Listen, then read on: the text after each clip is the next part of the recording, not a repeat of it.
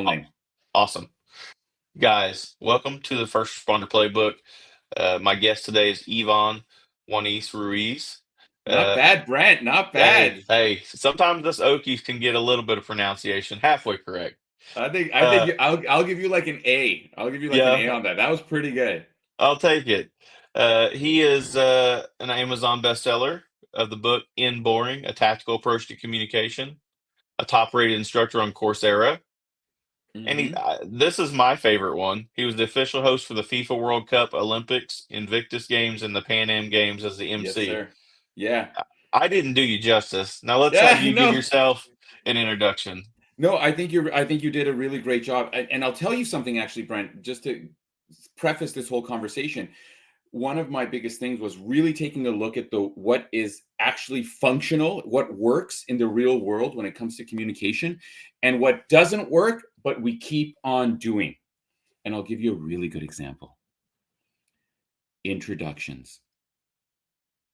Brent, there's not a person listening to this right now who actively listens to an introduction. Most of us wait until it's done before we start listening because it always sounds very cliche and boring. So that's why you may have noticed in my bios, like I even say bios are boring. Here's just a couple of quick facts, get people curious, and that's the secret. If you've ever been to any conference, and I get very excited, if I start talking too loud, please let me know. It's not because I'm mad. I just get this is my whole life. Like if you've ever been to any conference and they start reading the bio, that's the second you grab your cell phone. Like I have a quick second here to look at my email real quick, or I go on Instagram real quick. So if you get nothing else, dear listener, out of today's, if you're ever introducing someone, do not read a bio. Find out one or two things, because the secret to keeping people interested, the secret to keeping people engaged is not how much you can say to impress them. It's how little you can say to make them curious. Love that. I love that. So let me ask, tell me about your Yeah. background and how did you get into the Communication world, realm I of guess. communication? Yeah, it's a great, and I'll give you the 𝐾oll's version because it's a long story, but there was kind of a couple of big milestones, and I'll just tell you those milestones. The first one was I didn't go to university after high school. My grades weren't good enough to, if I'm very, very honest with you. So I ended up getting a job. Look at Brent. I can see that you're like, oh yes, I've been there as well. I have actually. So I ended up getting a job, and through luck and serendipity, I ended up getting this job where I worked for the Ministry of Attorney General's office. And I got to travel around the province of British Columbia. I'm Canadian, where the city of Vancouver is. And for 2 years, I just conducted interactive facilitation workshops on racism and violence, from like grade ones to police departments, youth detention centers, high schools, everything in between, teachers associations. So by the time I actually wanted to get a degree and study a little bit, I went to university and I had 2 years of speaking in front of people. And during university, I became known as the guy who's really good at talking. Not because I was inherently good at it, just I had more experience. After university, I burnt out of many jobs. But the one thing in common was like 𝐬𝐮 is the one who's good in front of people. So when I tried to make a career out of it, and here's where the big milestone happened for me, Brent. I realized that so many of the things that people teach about good public speaking, good communication, the people who are teaching it don't actually do it. They're just like, they wrote a paper, they did a speech about it, but they don't actually do it. And Right. B, it's all theory. It's not the stuff we do in the real world. I'll give you a couple of really good examples. There's a lot of people who teach public speaking and they do like their TED Talk, right?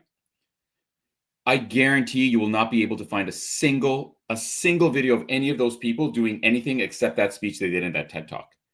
Talking about, give them a mic and say, okay, here's a bunch of engineers. Can you talk about this latest update in engineering? Oh, here's a bunch of project managers. Would you mind presenting this Excel spreadsheet? You'll never find a single one of them doing anything like that. Instead, they'll say all this silly things like, Brent, never cross your arms. Dun, dun, dun. But watch any good stand-up comic, watch any of your favorite talk show hosts, and they're constantly doing it. Oh my God, never say Again, watch any really good like public speaker, any good stand-up comic. They're saying all the time. But I would say that any good stand-up comic is better than any politician or any Toastmaster as a speaker. Like, Brent, you and I, we have never had our friends over for beers, pizza, and like a Steve Jobs speech. Like, there's not a single piece of, hey, you guys, hey, guess what? Google's doing a keynote. You guys all want to come over and party and have some beers and watch the keynote? You've never said this. You have never said this. Yet and still, we judge people based on that. We judge, oh, that's a good communication, even though it doesn't replicate the real world. So anyway, when I did Toastmasters and I did Dale Carnegie, and I'm a distinguished Toastmaster, a certified Dale Carnegie trainer, but they were dogmatic.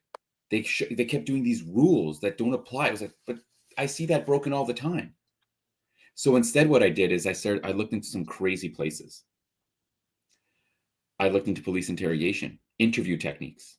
I talked to buskers, like street performers. Mm-hmm. I learned one of the most powerful things about persuasion from professional wrestling. I don't know if you're a professional wrestling fan. Absolutely. Are you really? Okay. The Heart Foundation, Chris Jericho. There's you're old school. Yes. You're old school. Okay. Yes. Because I'm that generation. I'm like the Macho Man, the Junkyard Dog, Hulk Hogan, like all that kind of stuff. Yeah. So I learned very interesting persuasion techniques from them. And then I actually started to looking into like all this quote unquote science about lie detection, this science about nonverbal communication, and realized that so much of it is dubious, meaning it's not real science and it's not really founded in anything, but yet we accept it to be true, even though in day-to-day it does not apply. So anyway, that's a very long-winded answer, and I'll pass it back over to you. Well, a couple things is I'm not going to hold it against you that you're Canadian, because it seems like half my guests are Canadian. Really? Yes. If you go back and look through some of my old episodes, Jeff Johnsgaard is a retired Canadian police officer that is just a wealth of knowledge, and I feel like you two would gel so well. I'd love to chat with him. Yeah. You should look him up. And then Dan Fraser is from Calgary, another police officer that is just great. And I love that you made mention is that we hold ourselves into the communication world to how we communicate professionally. But 95% of our communication is not on a professional level. It's more on an informal level. Bravo. And that just, it hit me when you said that, because I think all the time that, like, I'll give you an example. I'm a doctoral student, and part of our first year wrap up, we had to do a 8-minute presentation, and I stressed over it. And I don't mind doing presentations, but you're with a bunch of peers doing your doctorate, and you get up there and you're like, oh my God, this has got to be perfect. But over the 3-day period, the other 98% of the time was informal discussions at a table, or standing there talking. The 8-minute presentation up there was fine, and I did well, but I felt like I could have done better in the informal setting because I needed to come out of my comfort zone a little bit. And so that hit me very deeply, actually, when you said that, because we hold ourselves to that standard of we have to be perfect when we're out there presenting, when we really need to be concentrating on just how we're communicating like this. Formality is the death of interest, is something I always say. And it's because you're right. The formal presentation is the minority of communication we have. The vast majority is this, the talking back and forth. And in fact, what does everybody want? Conversational style, storytelling. That's like the cliches, right? What does everyone give? Good afternoon. My name is Wanis-Ruiz. Today, I'm very pleased to present some of my findings and my research, and already everyone will stop listening. So what you say is very profound. It's very true. And I work with several universities and here's the big, with their postdoc programs and with the PhD programs at a couple of different universities. Georgia Tech is one, and the University of British Columbia is another. And what you find, and this is a tragedy, Brent, between you and I, How many hours do you think you've put into your PhD? A lot. It feels like a lifetime, doesn't it? Yes. And to think about the tragedy of going to a conference and presenting your doctoral thesis and nobody gives a fuck because it's boring or it's too technical or it's too formal. And I think of that as a tragedy. And I say this to my postdoc students all the time. Like, there's no worse feeling than spending your life on something you think is important, but not being able to communicate it. And so nobody cares and it is forgotten. That is the difference between why Noah, you can't name a single environmental scientist off the top of your head, but some dude in his car or Jordan Peterson or some guy who's like, listen, man, I've watched a lot of YouTube videos on the subject, bro. Like, oh, you'll listen to them because they have what you're saying, that conversational, I'm just talking to you, man. Stop. It's funny you say that. I volunteered to be the media relations guy at a department probably, gosh, it's going probably 5, 6 years ago now. And I always laugh because they saved $50 and sent me to a private class instead of sending me to like the FBI's public information officers. And the guy was very nice. He knew his stuff, but we didn't do any practical work that week. He literally showed us a bunch of videos and said, please don't do this, please don't do this. But we didn't get there and like do it. Do it. And so I came back of what not to do, but I didn't have any practical experience in doing it. And you Well, make it about, oh, sorry, keep going, keep going. yeah, I was just gonna say when I got back, I kind of got put on ice for the first few months, and they didn't use me. So it got even colder in my skills. And so when they finally called me out, I always laugh because Oklahoma just legalized medical marijuana.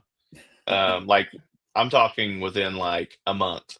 Okay. And this person had a legal marijuana grow and they got robbed and beat up.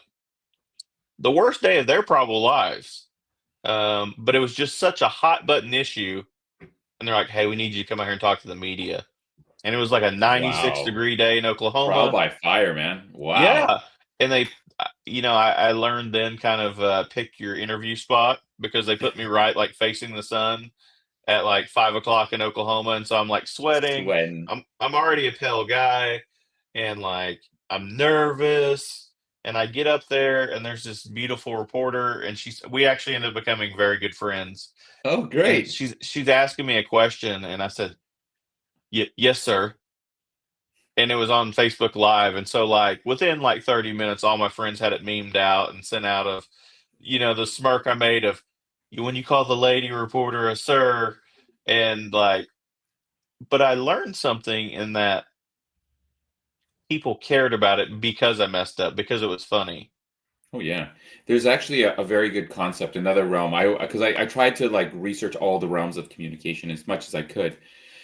And one of them is, you've heard, improv is the thing.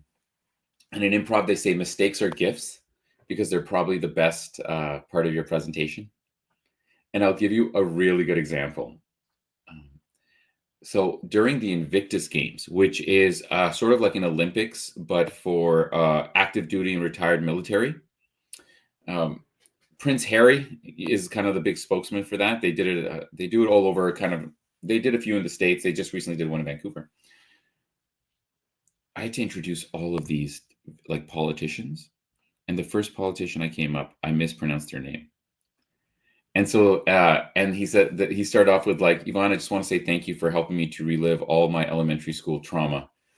And everyone got a big laugh out of that, right? The second person, again, I messed up their name.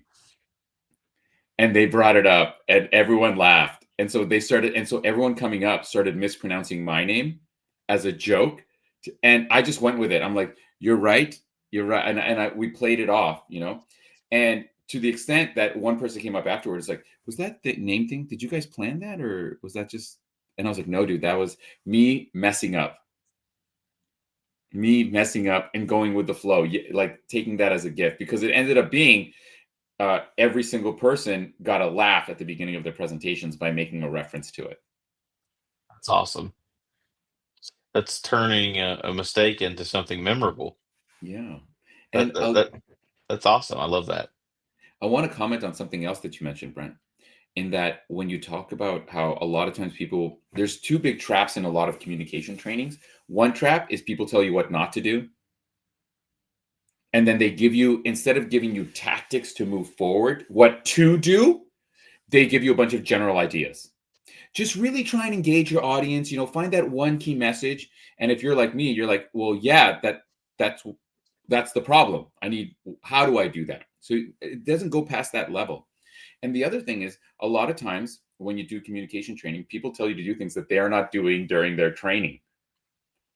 They'll say, don't just read a bunch of stuff on a slide deck as they read a bunch of stuff on a slide deck, for example. And everyone here listening, I see it in your face. You've fully experienced that before. That's like the core law enforcement training. Yeah. I was reading a really funny book. It's like it was like it was like a zombie military book. I can't remember. It was just zombie apocalyptic fiction. And a running joke was that they had to sit through like these endless PowerPoint presentations. And it just became a running joke because it was like, all right, I got a 57 slide PowerPoint. So let me start with bullet number 1. And it's just like, ugh. What is your recommendation on stuff like that? Like, how do you spice your presentations up to make them more memorable and to communicate your message? There are so many ways. And one of the biggest thing, I'll give you a direct answer to your question, Brent, but first let me preface it a bit. There's enough ideas in the world. We don't need more ideas. We need more tactics to execute on ideas. So one of the things that I do is I talk very little about ideas, and I talk a lot about evidence, and let's turn this evidence into an actionable tactic, a physical thing we can do, a sentence we can write. So let me give you a couple of quick tactics right now for you and your audience. Number 1, if you ever have a technical presentation with a lot of numbers, but you want to communicate some of those numbers, present the number without any context. Like show a slide with like 96. Everyone's going to look at like, what does this mean? And you're like, does anyone know what this number means? You can right away.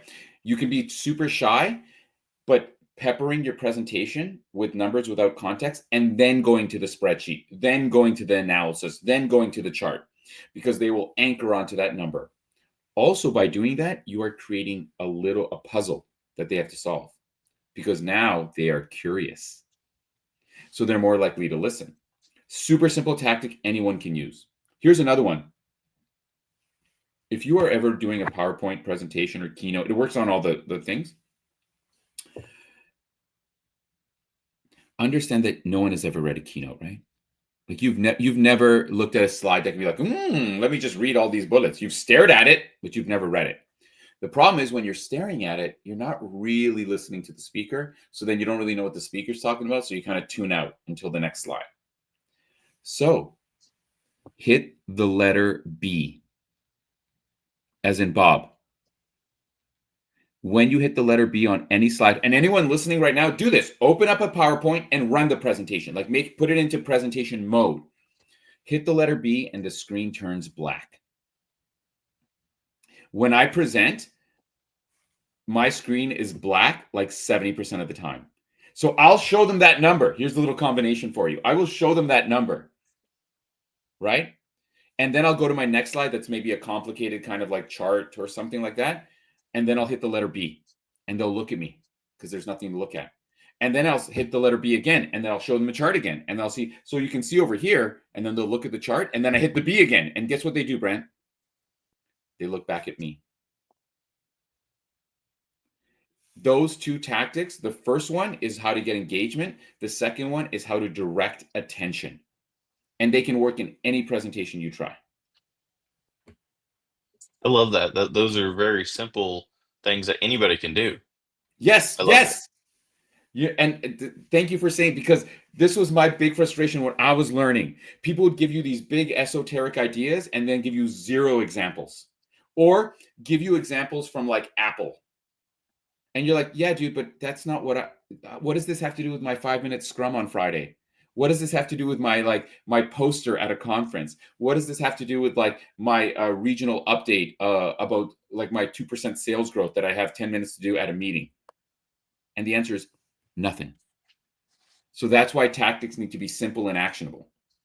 Because that's, like you said before, that big keynote presentation that a CEO does is 0.01% of all the presentations we ever have to do. I really need to get you some contacts in the law enforcement world so you can start networking a little bit I in this would industry. love to. There's an instructor out there called Instructor Z, and I love him. He's probably the most confident guy I know because he's such a good communicator. Love But he that. I'd love uses to this, chat with him. yeah, he uses his PowerPoints to tell a story instead of death by words. And he uses that all. He uses the black screen just like you said Does he? to draw the Great. attention in. I love him And already. he's actually got his mission is to end terrible law enforcement presentations. Dude, And you should have both of us back on the show because I feel like we're speaking the same language. yes, and he's actually he's such a smart man because he's got a like a USB card, and he's used his knowledge to put all these different tips and tricks for PowerPoints together for cops. Because let's be honest, most of us cops probably just throw our stuff together, put death by words in there, Yep. and his mission is to change that. And like, because you're right, if you're just communicating, a full page PowerPoint that has nothing but words on it, people are going to tune out very quickly. Yep. You have to switch it up. You have to reach people in different manners because we all learn different. We all connect differently. And if you're just doing it one way, people are going to tune out very quickly and they're like, here we go again. Let me check my 100% email. agree. Yep. 100% agree. And And oh, sorry, go ahead, please. no, I was just going to say, I love that you recognize that, but you can also convey your message to teach people that. Thank you. And I'll mention something. There's two fundamental traps that you brought up. One is a lot of people design PowerPoints to be read because they send that's the leave behind. But the thing is, PowerPoints presentations aren't meant to be read. And if they're bored during the presentation, they will never read your leave behind. They'll say, thank you very much. Thank you for the email. And it'll sit in your email for a year until you run out of space. And then you're like, I'm never going to read this. And you delete it, right? All the words and everything like that. The second thing that I thought was interesting about what you said is PowerPoints need to tell a story. And here's a very counterintuitive thought. And I'm going to challenge your listening audience. Everyone on Facebook, on YouTube, where you're watching this, or if you're listening on Podmatch or whatever, I'm going to challenge you to agree or disagree with me on this. And here it is, Brent. And I want to get your opinion, okay? I believe that a PowerPoint should not make sense by itself. If you look at a PowerPoint and you understand everything, that is a bad PowerPoint. A PowerPoint should not make any sense without you. Because if all the information is on the PowerPoint, why should I listen to you? For me, when you look at my PowerPoints, you're like, they only make sense after you've listened to me talk. Because then you have to listen to me. You'll see and I'm reaching behind me, like pretending the PowerPoint's behind me. You'll see bullets or you'll see images or what have you. But by themselves, they tell you very little. They'd probably be like, I don't understand what this means. Which means now you have to listen to me. That makes a ton of sense, actually. And Yeah. I love that. And no one ever thinks about it like that. If everything is on the PowerPoint, why should I listen to you? So listening audience, agree or disagree, put it in the comments, please. So are you a big believer in, because you talked about messaging earlier and kind of like the hidden messages. Sure. Do you use pictures a lot in your PowerPoints to kind of reel them into your message? Certainly, yeah. Yeah, well, there's a couple of things about images. Number one, images are not decorations. If you put an image into your PowerPoint, it's got to like tell you something. So a lot of us will we'll have, this is the format, a picture on the left or right with some bullets beside the picture and a title. That's everyone's standard PowerPoint. And the picture is more usually decoration. Images should act as anchors to remind you of what I was talking about. So I'll give you a really good example, okay? I was helping a postdoc. This was an environmental chemistry. No. And oh no, she was what do you call the person that studies animal life? Seawater life. I'm drawing a blank. Okay, someone in the chat, put it in the Yes. we'll remember in like 2 minutes. We'll remember. That's how it works. So anyway, she had this very complicated kind of animation and with lots of information and charts and numbers and statistics, kind of, you know, a crowded slide, which we all do in academia. And it was all about measuring whale migrations based on ear hair damage. Because I don't know, a lot of us, our balance comes from our inner ears. A whale's sense of where the sea is, and the sea floor is, the sea level and the sea floor is based on that as well. And she had this whole chart, and it was all this information and all the bullets and everything like that. Now, sometimes you got to play the game. Okay. I said, you know what? Have that chart, but follow it up with something. And I challenged her to use a concept from a gentleman named John Medina, who wrote a book called Brain Rules. He's a neuroscientist, and he talks about how the brain has evolved to process information. He talks about the picture superiority effect. Vision is our first sense, but you know it as a picture says 1,000 words. Same concept. So I challenged her, use the concept after some training. And here's what she did. She showed me a picture of a guy before and after Rogaine, like balding. So she showed me a bald guy and a guy with hair. And then she said, this is what's happening to the whale population. They're losing their inner ear hair. And then she showed me a picture of like 20 whales beached on shore. And she's like, and that's the problem, because this is what's happening. They can't figure out what they're essentially going blind. And then she gave us a bunch of stats. But here's the best part. Here's where the magic happened. At the end of her presentation, she went back to those two pictures and she asked the audience, does anyone remember the stats I give you? This is about 10 years ago, by the way. And like almost everyone in the room yelled it out. Now ask yourself, when did you remember something from 30 minutes ago, a stat from 30 minutes ago in a technical postdoc thesis defense? But the whole room, almost the whole remembered, because they first remembered the image that anchored them to the information. And even now, I can still picture the image. And I still remember, I don't remember the exact numbers, but I can still remember her technical slide as well. Even though it was 10 years ago, because it's always the image first. And you know this, everyone listening says they're bad with names and good with faces. Wrong. You say this, Brent, probably. Bad names, good. We all say. It's wrong. It's that you're visually exposed to the stimulus of a face for much longer than you are exposed to the audio stimulus of someone's name. That's the truth of it. And we tend to recall information with images first. So you can use an image as a PowerPoint slide, then give them all the technical boring slides they pretend to read. But that image, if you put it right before and right after all the technical stuff, will act as an anchor. And then if you show them that image again a week later, they'll be like, oh, that's right. And they'll start to recall information. I love that. That makes actually a lot of sense now that I think about that. Things are true when they seem obvious after you've heard them. I say this in my workshops. Everything I tell you, you're going to be like, well, yeah, of course. But it's hilarious because before that, no one ever does it. Like no one does that. Yeah. Think about this. Let me throw one more thing at you, and then we'll go on to the next thing, Brent. 1992. I want you to think about the year 1992. Were you alive back in 1992? 4 years old. You were 4 years old. That's before, I'm pretty sure before the internet was popularized, right? Yeah. Before we did anything, no one was online. It was before anyone had cell phones. Okay. Now, since then, think about how much our communication has changed. Think about how much the way we act, interpret. Think about the world of formality.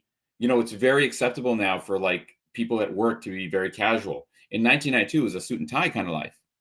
Think about all that change. But in 1992, that's when PowerPoint came out. And to this day, we still do the exact same thing. To this day, the only thing that has changed about the way we use PowerPoint is the pictures and the fonts. Everyone still has, go on Canva. It drives me crazy. It's still title, picture, bullets, or title, bullets. Nothing has changed, which is why presentation seems so disconnected from the way we normally communicate. And it's getting worse, because ask yourself this: what else from 1992 do you still do? Not much. Pee pee, poo poo, sleep. That's it. Yep. Yep. That's very true. All right, I'll calm down a little bit now. Sorry, I get very worked up about this. How do we change that? This is one of the things that my book is called End Boring, because I'm trying to change the world of boring communication.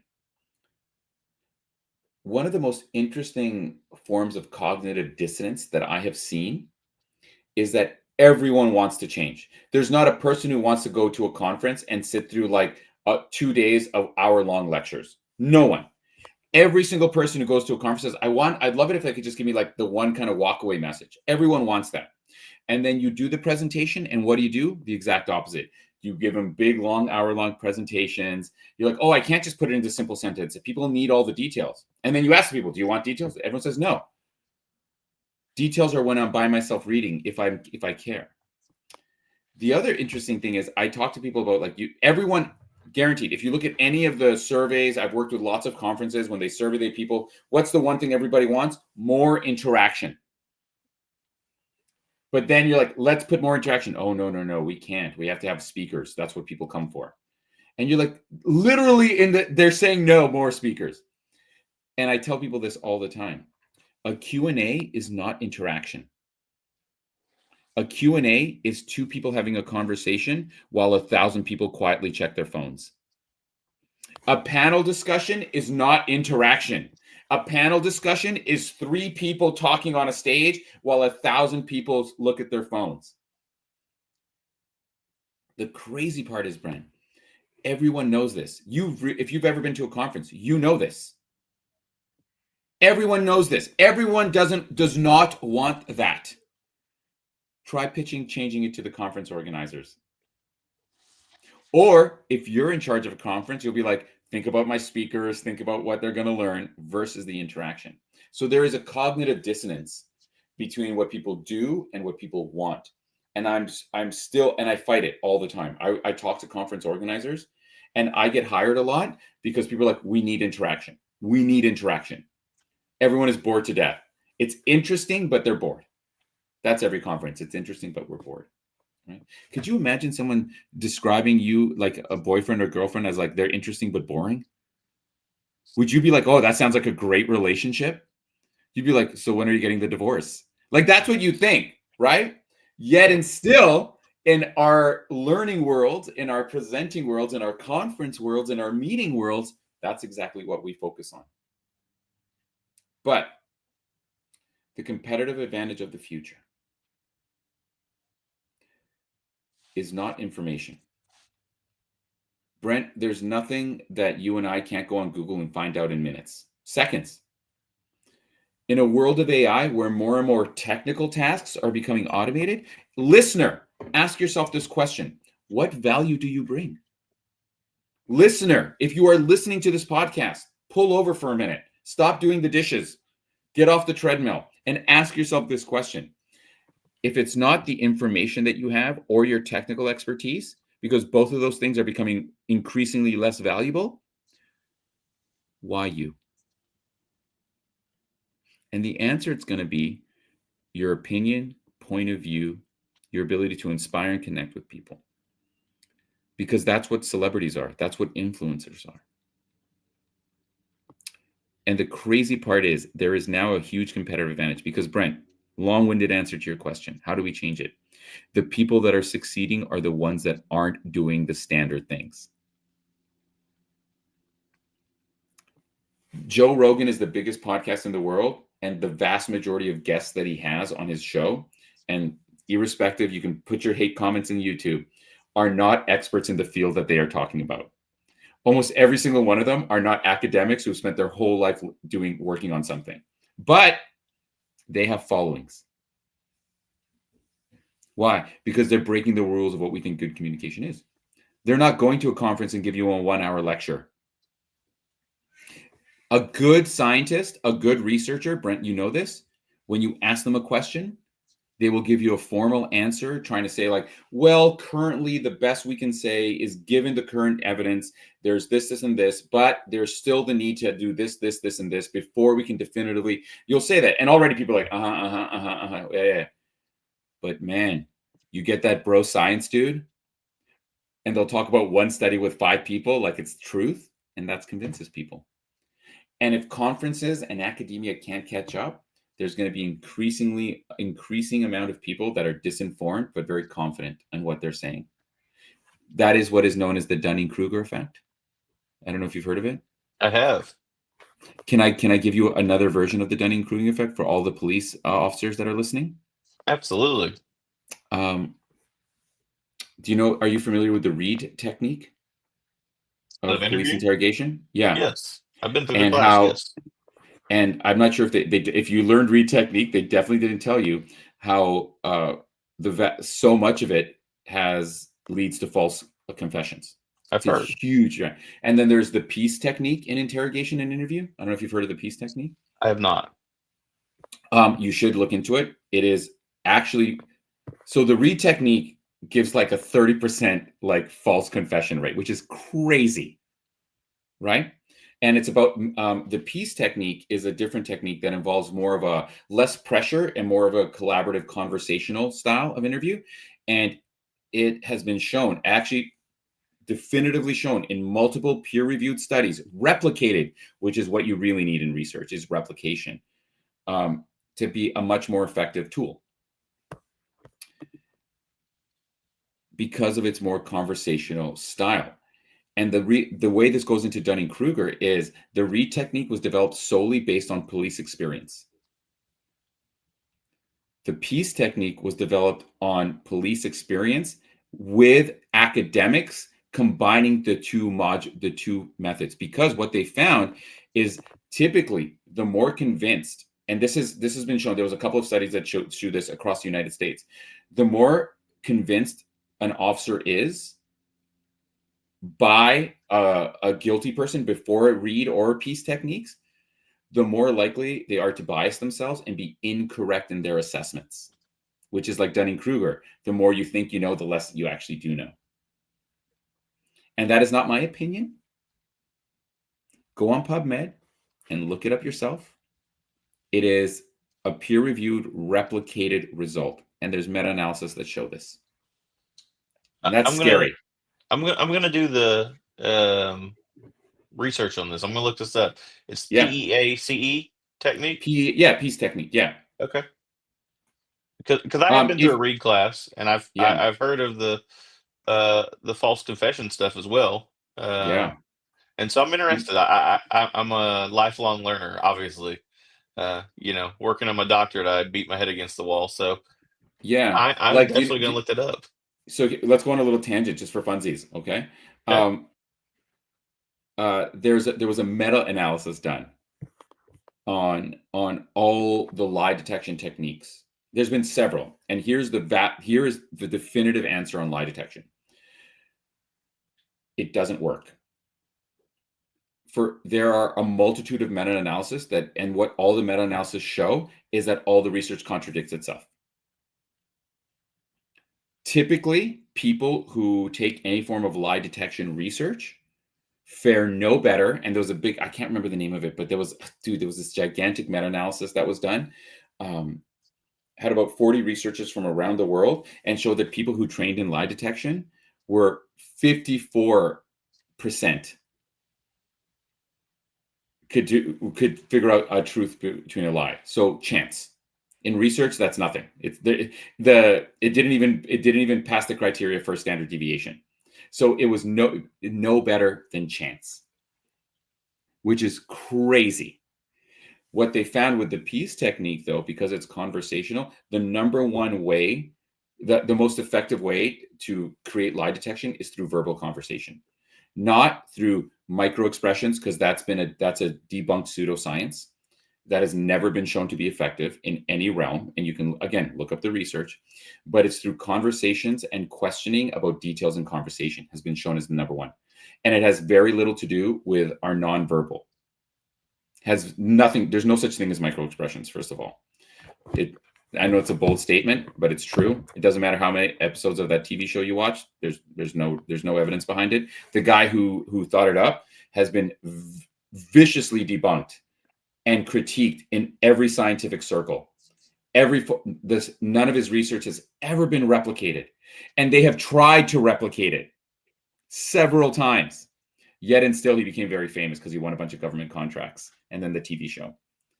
So there's a huge, a total tangent here, but there's a huge discrepancy between what we think works, again, not communication, police interview techniques, and what actually has been proven to work. And it's crazy when you think about it, because you think the stuff we use is the stuff we've proven, but it's not actually the case. I love that. I actually know exactly what TV show you're talking about. Yeah, Lie to Me? so popular. Yeah, Lie to Me, that one. Yeah, Yep. It was all based on, what's his name? Gosh, what was that guy's name? I'm drawing a blank on his name off the top of my head, but yeah, because there was a list of books that came out around the same time frame. Yeah, that tried to push that, and then it came out that it wasn't very effective. Yeah, it was called SPOT. Not to give this guy any credit, SPOT. I can't remember what the acronym was for. It was SPOT, and that's what he came up with, like the micro expression things. And by the way, here's some real research. Okay, do you know the Government Accountability Office in the United States because of all these people taking this guy's course and trying to use this micro expression, led to so many, because border agencies used it a lot. They use that in the show. Led to so many false detentions at border crossings that they did a 10-year study, recurrence of all the people using SPOT, and they found that for all the people that they did at border crossings where they used the SPOT micro expression techniques, like 50%, like it was like 52.9% were all false equivalencies. It was all confirmation bias. Oh, they blinked when I said that. Boom, out of the line. And it was 50-50. Again, nothing better than chance. And you don't have to believe me. Go and look it up on the Government Accountability Office. They did a 10-year study on SPOT. I love that. So for all the police officers listening to this, I hope you won't get too mad, but put your angry comments on the YouTube channel, right? Please write Brent and be like, I object. And if we could get as many angry emails in the comments as possible, that would be fantastic. Thank you. I love that. And I want to circle back to something you were talking about just a minute ago about making connections with your audience. Yes, I have a good. I will use this an example. I didn't get the job actually, but I felt like I killed the presentation portion of it. I did a police chief's interview probably about a month ago, and it was the most unique experience I've ever been involved in. Like, it was a full day worth of things. There was like interview panels, like you met the officers on their own, you met the city manager on his own. Oh wow. And they threw an assessment of decision making in there as well. And at the very end, you had to do a media presentation, which is kind of my wheelhouse. But after doing an hour-long assessment, and then it kind of got thrown in there, I felt like it went terrible. And so I was like, I got ground to make up. That night, we had to do a 25-minute presentation to the citizens after the whole day. And so I get there, and it's a ballroom style setup with tables, and they've got a stand up front with a microphone. They said, "Hey, here you go." And I said, "I don't want it." And he's like, "Well, what do you mean you don't want it?" And I said, I don't want it. I don't want to stand up here." And so I walked through the audience and spoke without the microphone because I wanted to make that personal connection. So good. Because I felt like I had ground to make up. And I went up there and I killed my presentation. I know it went very well. There was other stuff during the day that didn't go as well, and I can say that. I didn't get the job. Not that I was bad, but there were very good candidates there. And but some of the other people after me, they just stood up there with a microphone, and like I was thinking, and I'm not dogging them because they were actually very good candidates, but we all can improve in our communication. Is that they felt out of touch because they stood up there, they talked with a Yeah. microphone, they didn't interact with the audience, they stood in the corner. People were tuning them out very quickly. 100%. And it doesn't matter, kind of like you said, anybody can get the knowledge. It's how you Yeah. hook those people in. And I learned something that day because you can make a very good connection with your audience Yeah. by coming out of your comfort zone. I don't need the mic. I'll walk around the room, make eye contact with people, talk to them, and actually interact. And I'll say it. Like I said, there was stuff during the day that probably didn't go as very well as I would have liked. I mean, I didn't get the job. It's okay. But like my media presentation, it was terrible. But I learned from it, and then that night I went out there and killed the presentation, and I have the confidence to say that because it went very well. And I love that you made the point that you said you're like, hey, these Q&As don't work very well because you're having a one-on-one conversation with 100 other people watching. Interact with everyone and not just one person at a time because people tune out very quickly. So when you did your presentation, it was like the best part of kind of that experience because you went out into the audience and you started interacting, and it felt a lot less like a presenter who was just on a microphone speaking, who knows who's in the audience, versus you who went out there and you were talking within and moving through the crowd. And when you did that, it allowed you also to connect with like smaller groups and kind of make eye contact and look back and forth and everything. And I could see it in your eyes too, that you're very proud of that, because it did have that amazing effect. And imagine if everyone could do that. Imagine if every speaker like went into the crowd. There's a very good keynote speaker. His name's Dr. James, who I saw in an event. And one of his things he says is like, if you want to be a good speaker, don't speak on a stage. If you want to be a good speaker, speak to people, go into the crowd. And he spends about 10 or 15% of his time on the actual stage and the rest of his time moving around. I There's could see another that. aspect to this. There's another aspect to that, by the way, Brent, and it's a very physiological aspect to it. In the book Brain Rules by John Medina, it's a great book. I recommend it to everybody.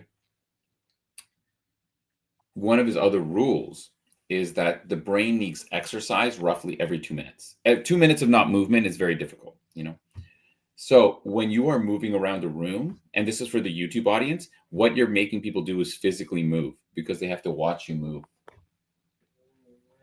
That physical movement keeps people engaged. It's another reason why you want to move, right, through the audience.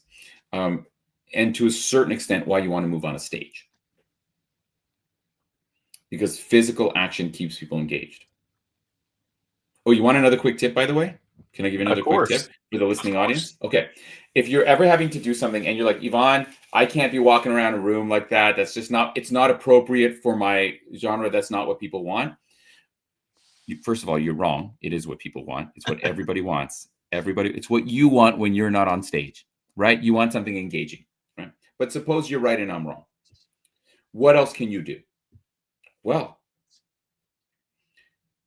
periodically give people a 30-second discussion question. Give people, hey, if you had to choose between A or B, rank these 3 things. Find an example of blank. Turn to the person next to you. I'll give you 30 seconds. Go. The loudest part, the most awake part of every conference is right before and right after the speakers. Let's be honest. When are you most awake? When the presentation's done, you're like, oh, okay, so you guys want to go for a chat? You going to getting coffee? Let's go. That's when you're most awake and engaged. Doing that is a very simple. I do that in every presentation I'm in, whether it's 10 people around a boardroom. I say before I start, I like to do it at the beginning to wake people up if I'm speaking later in the day. I'm going to give you guys just a minute. Can you give me, if you had to choose between these 2 things, which one would you choose and why? Just discuss it around the table. Go ahead, go. Turn to the person next to you I've done it at big conferences. Before I begin, everyone at your table, give me an example of this, please. I'll give you 30 seconds, and then I'm going to ask for a few from the audience. Go. Here's another way you use it. If you ask people for their feedback and you're on a stage and you're saying, okay, give me your feedback, you will get dead silence. But if you say, at your tables, discuss what you think could make this better, and then we'll get a few examples, and you get everybody talking, you'll get tons of answers back. What drives that? Well, it's what you were saying before, Brent. It's the interaction. We are naturally social creatures. We naturally want a conversation is what we want. You know what I mean? So when you are sitting listening, you're very still, so you get tired. You can only listen for so long before you get like overwhelmed. Dude, even the Lord of the Rings is hard sometimes. Think about it. Like even during the Lord of the Rings, there's a couple times we're like, okay, I got to move around or something, man. We need an intermission. You know what I mean? Yes. But notice something. You will be, even when you're watching a movie that's kind of boring, the second the movie's done and you get to talk, you're awake again. You were going to say, Brent, go ahead. I was just going to say, I have a thought on that. I'll never forget when I went through instructor development in Oklahoma, you have to do a 20-minute presentation. And I'm always the person that volunteers to go first because I Get feel it like out of the way. well, that, and I feel like you're going to get the most engagement. Sure. Especially after it's a week-long class, everybody's tired. I'll never forget, I tried to volunteer to go first, and she randomly drew, and I got very last. Worst. Brutal. Yeah. And so, especially with cops, we're all alpha personalities. They're checked out by the end of the week. Yeah. And I'll never forget that, like, you have benchmarks you have to hit during that presentation. And it had to be like within a certain time frame. You couldn't go over it. You couldn't go under. So there wasn't, in a true class, you're going to improvise a little bit and make it more interesting. But Always, I was limited. But I lost my audience because they were ready to go home. Yeah, I'll they're in never go home forget mode. that. Yeah. And whenever you say someone, okay, we have one last before we're done for today, you might like they've just killed you. how do you combat losing your audience at that point? What are some ways to keep your audience engaged? That's the best thing. Listen, I keep telling this to people. There is nothing that you can do that'll wake people up or engage people more than letting them talk to each other. So one of the things I say, if you like, let's suppose you have a 20-minute presentation, okay?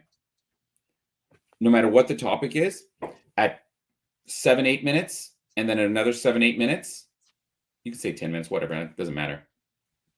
Minimum 2 times, give them a 1-minute like discussion topic. I guarantee they will wake up. I guarantee, because you let people talk, they'll be like, even if they don't talk about it, they're still going to talk with each other. Even if they're not talking, they're listening to smaller conversations. So that's the first thing I would do. The second thing I would do is, again, going back to that idea of the brain needs exercise. I would start with or I would try and have as many show of hands questions as possible. In fact, one of the best ways to use a show of hands is with a show of hands stack. It's another simple tactic. And that is getting people to respond with show of hands several times. Like boom, boom, boom, boom, boom. So I'll give you a quick example. Give me a topic. Give me the topic of that presentation. It was actually over media relations. Okay. Question: how many people here have done any media, talking to any media? Show of hands. Okay, put your hands down. How many people have enjoyed it? Okay, interesting. How many people watch media interviews? Great. How many people haven't put their hands up? Fantastic. Okay, how many aren't listening? Thank you very much. The little joke at the end always kills because there's always one smartass, especially with alphas, that it's like, great. It gets a big laugh. But this physical, over and over again, is physical action. Then I would talk a little bit, and then I say, okay, so let's go through some of the 3 big learnings that I got from media that I want you guys to use. First one, by the way, does anyone here have a friend that talks a lot? Show of hands. Okay. If you didn't put your hands up, that's you. Right? All right. How many people have a significant other that talks a lot? Okay. How many of you have someone who doesn't talk at all? Which one do you prefer? Don't put your hands up. No hands up. And then I would go into it about how to make you want to have like a couple of key walk-away bullets that you want to tell to the person who's interviewing you. But the stacking of show of hands is another way to get people awake because it's physical movement. I love that. Does that help? Yes, absolutely does. So I've got 2 wrap-up questions I want to wrap up Let's with. do it. And I promise not to talk your ear off. No. I'll be succinct. But before we get to those, because I'm going to close on these good questions. Okay. Where can people book you for your classes? And where can they get your book? 100%. And thank you so much for giving me an opportunity to plug myself. Not to toot my own horn, but toot. Yep. So number one, everything is Public Speaking Lab. publicspeakinglab.com. I'm a hired gun, so I will go where the business is. So if you're having a conference, if you are having a meeting, if you're doing a retreat, whatever that is, and you need someone to talk about communication in a very, very interactive way, my company is called Public Speaking Lab because I talk less than half the time. And more than half the time, we are experimenting with techniques. So just go to publicspeakinglab.com, Public Speaking Lab on Instagram, on LinkedIn. And the book is available at fine Amazons everywhere. Amazon.com, Amazon.ca, Barnes & Noble, Apple Books, Google Books. If you just look up End Boring. Love it. So here's my 2 hard-hitting questions to end the day. As you're a child of the 90s, late 80s, and early 90s, like myself, you said you were a wrestling fan. Oh, yes, we have to talk about it. Yes. Who is your favorite storyteller of all time? Because you never got over if you weren't a good storyteller. Mine, my original one, I got to go Macho Man. But my number 2 is my favorite Canadian, Chris Jericho. Love him. Oh, you like, okay. He can reel the audience in, and he's still like 55 and reeling them in. So those are my top 2 wrestlers of all time. So who's your number 1? So I will tell you that an underrated. So number 1, I think everyone would say the Macho Man. Yep.